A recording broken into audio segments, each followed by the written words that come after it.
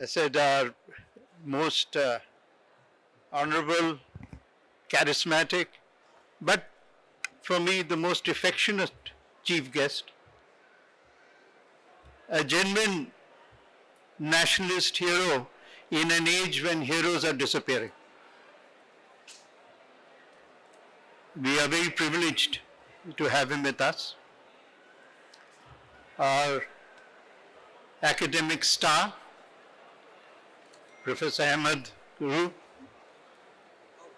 I just begin by saying that what a joy it was for me to read such great academic rigor. And these days, unfortunately, academic rigor doesn't come without bias. What I found in particular was the objectivity with which he addressed an issue which arouses controversy even before you begin to talk about it. If I had to describe the book, then I would use the terminology that he himself has used for his narrative. It follows the logic of Ibn Khaldun's famous theory of rise, decline, and renewal, in which renewal comes through a concept which, to my knowledge at least, was not addressed or examined before, the concept of asabiya, the concept of community feeling, the concept of something in a community. This is the answer to what I call the Henry Kissinger question. He asked me over and over again, what happened in the 7th century? How did people from Mecca, right, living in the desert, suddenly in the space of 20 years become a world power? The answer, because Mr. Kissinger had not clearly read Ibn Khaldun, the answer was the sudden rise of asabiya.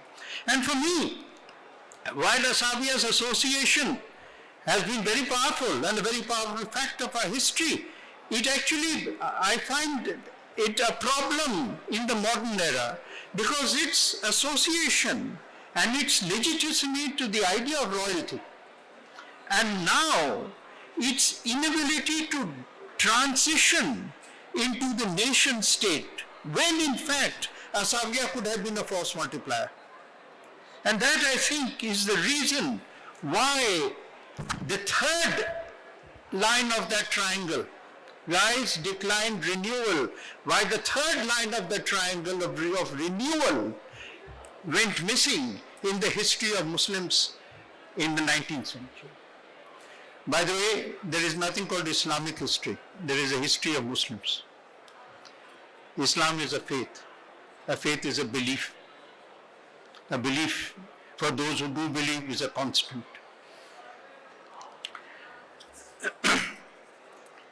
He mentioned just now in his own remarks that the larger point, I think, is that the codification of Islam was not something that was immediate. It took 200 years for the codification to start, even by the creation of the laws, which you have mentioned, the great lawgivers, and indeed including the Hadith, which became the basis of much of law as it was practiced. Now, you mentioned the question of one of our four great lawgivers, Abu Hanifa, Malik, Shafi, Ibn Hanbal, but all of them refused the patronage of the state, not just one, all of them, and all of them, now these are the 4 pillars, 5 pillars of Islam as it is, translated into political doctrine or into social doctrine. All of them went to prison, but the important point is that because they challenged the state, because they went to prison, centuries later they still have credibility. Today, patronage has become piety.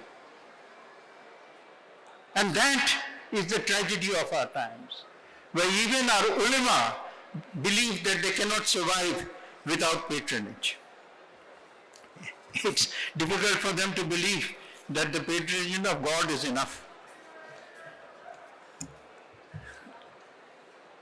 I wish, Professor Ahmad, that I had seen more than I saw of Nizamul Mulk. Because Nizamul Mulk's book on governance should remain one of the, not only the great classics for Muslim societies, but one of the classics for all societies. Very often, and he introduced also elements of Sufism into his thinking, into his governance. I have a problem here because most people consider Sufism to be too spiritual. They think Sufism is music, which it all is, of course it is. But Sufism works because it is practical. Sufism works because it teaches you and me how to share the relationship of which is beneficial, which is not hostile. And it is the practical element of Sufism which really is triumphs over what you call deen wa dawla, which is the relationship of religion and the state. This relationship of state and religion is troublesome as always.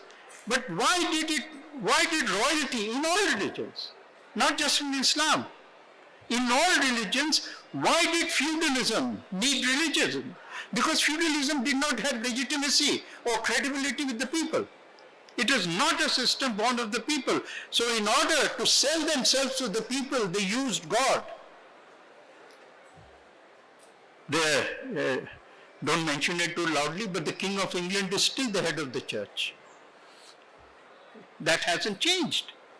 So, one of the reasons why the Quran has so much of doctrine of governance and practical problems of governance inside it is because the Prophet was not only a messenger, and he was a messenger only for brief spells in his life. Only for those brief spells when he received the message. The rest of the time, he was just the best of men, but human. And it is his ideas of governance and the nature of war which leads to some of the most controversial verses in the Quran. Because he has to deal with the state.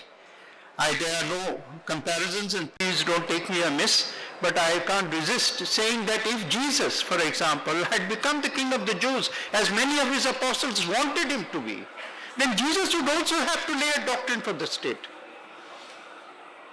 He couldn't have been just the prophet of the Sermon on the Mount. Now, to get to the mundane, please, from prophets to the mundane, which is very often when we look at the mundane, we have to look at people who are in. Gandhi gave us the whole doctrine of non-violence, which again, in 1918, two people emerged in the world. One was Lenin, one was Gandhi. And both of them dreamt of changing the world. They produced two models. In the end, Lenin's model collapsed in the Soviet Union. Gandhi's model still survives. But Gandhi, the father of non-violence, when he was there sitting, giving prayer meetings, when the invasion of Kashmir took place, British journalists, having lost the empire, they hadn't yet lost their voice. So they went and asked him, now Mahatma, what do you do about non-violence? He said, non-violence was a movement to defeat you. It is not an element of statecraft. So I support the use of state and army in order to protect the people. There is a lot of mention of Sayyid Qutb. I don't want to get into that, but I just want to remind anyone who thinks of him that Islam existed for 13 centuries before Sayyid Qutb. Democracy, another great issue taken up in the book. Analysis is very simple. Very simple. When we think that, and here I may offer a little disagreement with you, that when I look at democracy, I don't look at geography. I look at demography.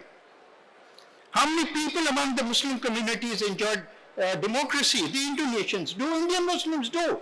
That is one of our greatest, makes us so significantly different. 500 million people, Muslims of the world, are enjoying free, unfettered democracy, freedom as understood by any template. The Chinese, from Adam till today, are still waiting for democracy. Now what does this tell us? that are states possible with and without democracy?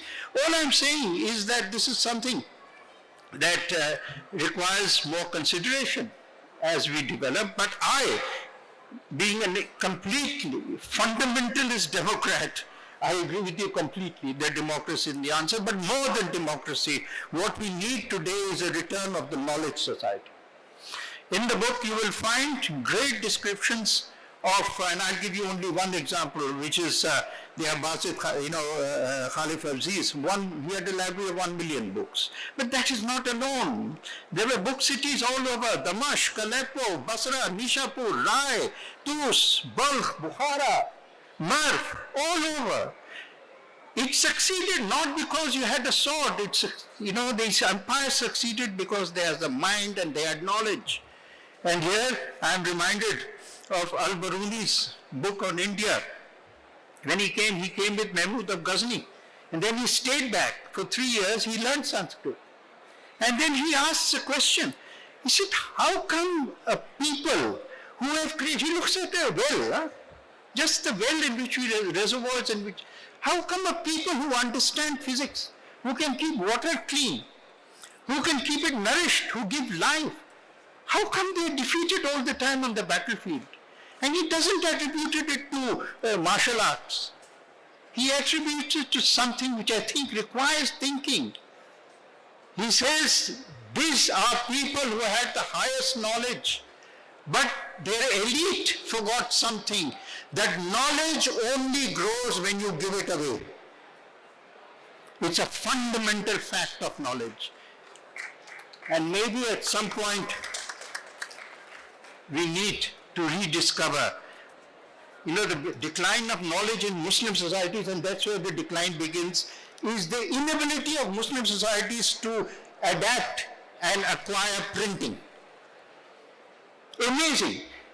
Gutenberg introduces in the 15th century, and if you go to Topkapi, your country, you will find a plaque outside that the first printing press came in 1715. Why? Why for 2.5 centuries later? Because Muslim elites refused to democratize knowledge. That's why. They refused to give away knowledge. Printing is the distribution of knowledge for the masses. And I tell you, that is the reason for the decline. And unless we reverse that, I tell you, in my view, sir, I'm trying very hard to hurry, I'll just quickly finish now, that the real problem with Muslim societies today is the inability to come to terms with modernity. That's the real problem. And this inability to come to terms with modernity is going to, if it is not addressed, it is going to, feudalism is not the answer. Variations of feudalism is not the answer. And political modernity begins with the emergence of the age of the nation state after the collapse of the Ottoman Empire. And the inability to understand the nation state and what it requires is, I believe, the fundamental problem. I will end by raising a very important challenge to the book. Sir, well, congratulations for everything. Your book is either incomplete or it has not brought the subject to the modern era. Because you cannot have an understanding of authoritarianism, Islam and underdevelopment without examining the story of Pakistan. Pakistan was the first state in history that was created for Islam. It was not created for Muslims. It was created for Islam. And you can see the fundamental weakness lay in the slogan of Pakistan. Islam khatre mein hai. Islam is in danger. That was the slogan that rode through and captured the Muslim mind, at least the middle class mind. I tell you, anyone who says that Islam is in danger is not a Muslim. Because if you are a believer, how can your faith be in danger? Muslims can be in danger, but Islam cannot be in danger. Islam was never in danger when there was only one Muslim in the world. How can it be in danger today?